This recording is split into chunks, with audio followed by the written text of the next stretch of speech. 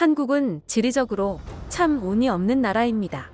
위로부터 오는 황사와 미세먼지를 받아내며 아래로부터 오는 시기와 질투를 감내해야 하기 때문인데요. 일본은 한국이 잘 되는 걸 보면 몹시 배아파하는 나라입니다. 한국 망하라고 저주를 퍼붓더니 그에 대한 벌을 받는 것인지 엔화 가치가 날이 갈수록 떨어지고 있습니다. 달러, 프랑과 함께 안전자산의 대명사이던 엔화가 폭락 중인데요. 위기 때면 엔화 가치는 오른다는 외환시장의 대표 공식이 작동하지 않고 있는 것입니다. 전쟁 발발과 원자재 가격 급등 등 시장의 불확실성이 커지고 있지만 엔화값은 자유낙하하고 있습니다. 이처럼 과거의 영예를 잃고 날로 후퇴하며 한국에게 초월당한 일본의 상황을 분석한 한 일본인 교수가 기고한 칼럼이 포털에서 화제가 되며 일본 네티즌들에게 욕을 바가지로 먹고 있다고 하는데요. 칼럼에는 어떤 내용이 담겨 있었을까요?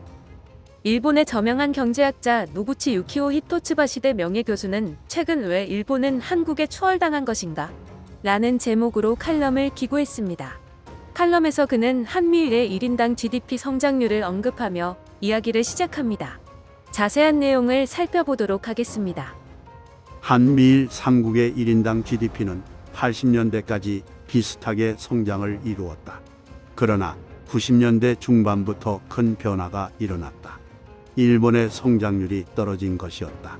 그러나 한국과 미국은 변함없는 속도로 성장했고 이것은 지금도 마찬가지다. 그 결과 일본의 상대적인 지위가 떨어졌다. 일본이 90년대에 IT 혁명에 대응하지 못한 것이 원인이다.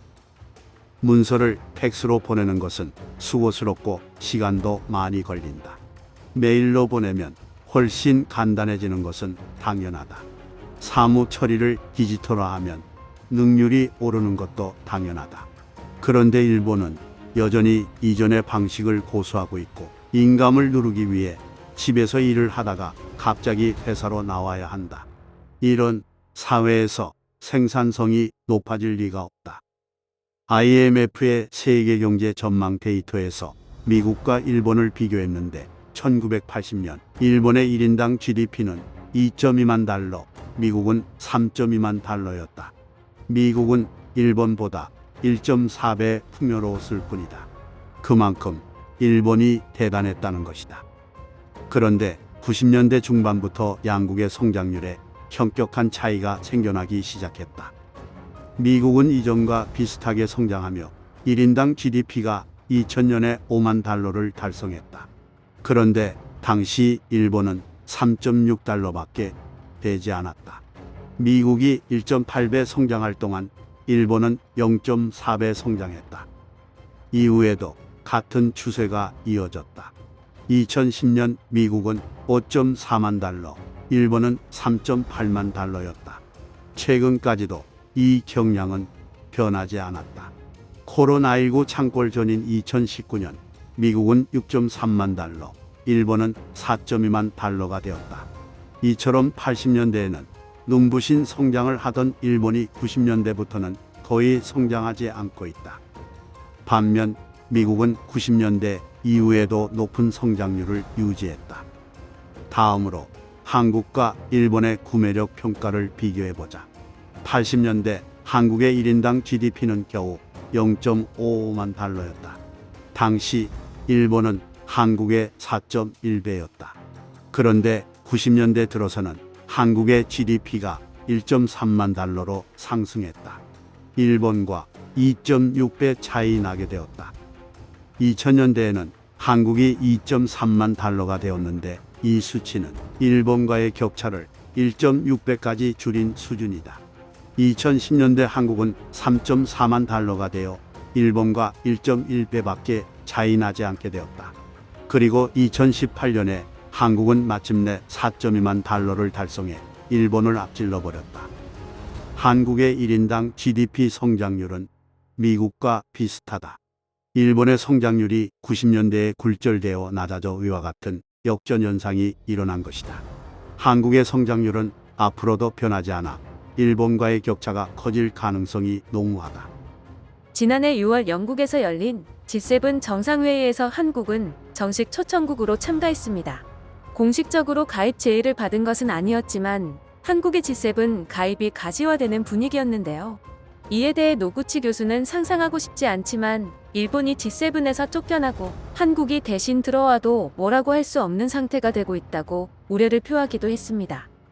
노구치 교수처럼 현실을 직시하고 일본이 더 이상 도태되지 않기를 바라는 사람이야말로 일본을 위하는 진짜 일본인이 아닐까 합니다만 일본 누리꾼들은 평소와 같은 반응만 했습니다. 1인당 GDP를 기준으로 G7 가입국이 결정된다면 한국과 같은 소국이지만 한국보다 상위인 룩셈부르크나 아이슬란드가 더 적합한 것 아닌가요? 한국이 어느 정도의 나라인지 이해를 못하나요? 대학 교수의 열화가 멈추지 않는다. 해외 투자 상황을 모르시는 것 같네요. 노구치 선생님. 이라며 그의 말을 애써 부정했습니다. 특히 G7에 있어 민감한 반응을 보이는 것은 일본인들이 후퇴하는 일본 경제에 대한 불안감이 상당하다는 방증으로 보이는데요. 실제로 OECD에 따르면 주요국 근로자들의 평균 연봉은 2000년 이후 10에서 40% 올랐지만 일본은 같은 수준을 유지하고 있다고 합니다. 심지어 달러 기준으로 따져보면 일본 근로자의 임금 수준은 한국보다 10%나 낮아졌습니다. 일본의 한 금융계 종사자는 일본의 임금 수준은 신흥 개도국 수준이 되었다고 말할 정도였는데요. 포브스에서는 일본의 현재 추세가 그대로 이어진다면 2041년에는 일본이 부채 이자 상환으로 지출하는 비용이 세수를 넘어서게 되고 결국 이것을 메우기 위해서 정크본드를 발행하다 부채의 함정에 빠져 파산하게 된다는 시나리오도 올라왔습니다. 미국, 다음으로 잘 나갔다던 일본은 지금 여러 나라들이 성장하는 동안 역성장만을 거듭하고 있습니다. 그리고 그들이 그토록 무시했던 대한민국은 매일매일 눈부신 발전을 이루어내고 있죠. 앞으로 한국은 국제사회 속에서 더 높게 도약할 것입니다.